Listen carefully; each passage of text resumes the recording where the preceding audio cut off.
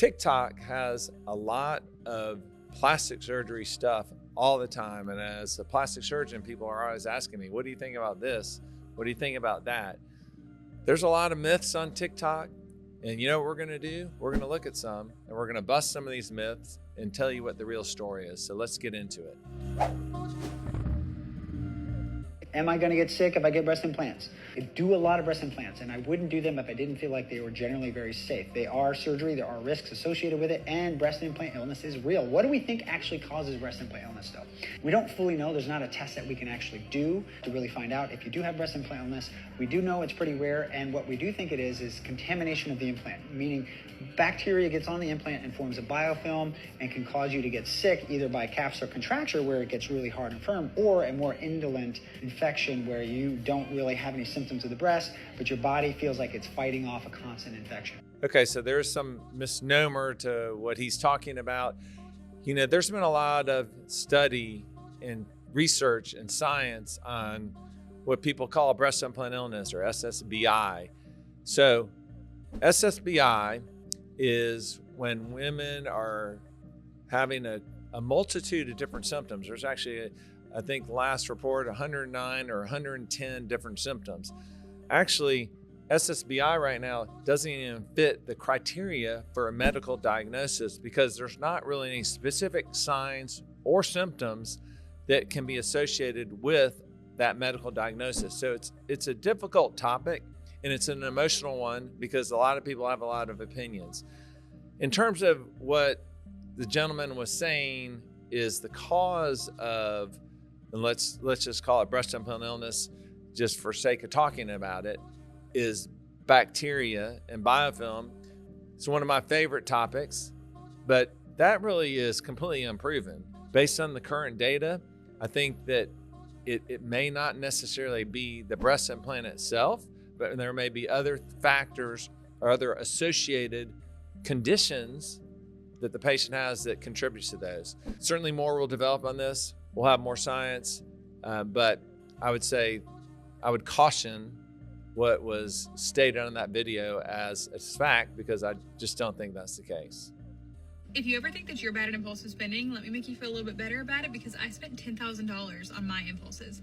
So I decided a couple years ago that I wanted a breast augmentation done for absolutely no reason. Mind you, I naturally am a probably full C cup, small D cup, and I just decided that I wanted it. I had no rhyme or reason to it. The girlies had it and I wanted it. And then I hated it probably within like a month after. I kept like thinking, oh, it's swollen, like they're gonna go down. I don't know what I thought. So now I am $10,000 poorer and I have scars for no reason, because I, in fact, don't have implants anymore. The message and moral of that story is, yeah, if you're gonna do whatever in plastic surgery, whether it's breast augmentation or any procedure, you gotta have real reasons of why you're gonna do it. So, you know, there's some truth to what she's saying. She probably did waste her money. It's like the current generation of social media where we are. It's like immediate gratification. Nobody thinks about things and they just want this and that. It's ridiculous. And so, yeah, I'm not surprised that she was not happy. Now, the real question is who she went to and why they wouldn't counsel her. She got, 400cc implant? That doesn't go together. That doesn't jive. You know, if I had somebody come in, regardless what their reasoning was, we'd have to counsel them a little different than she got counseled, because it sounds like she just had an implant put in. So there's a lot of mistakes, I think, there. Probably tough lesson to learn, but it sounds like her outcome's been good, which is great. All right, and before we go to the next, make sure to hit the like button, subscribe to the channel, and turn on your notifications so you know every time we come up with a new full throttle programming on Hey Doc. PLV are 96 pounds, but have implants so nothing fits proper.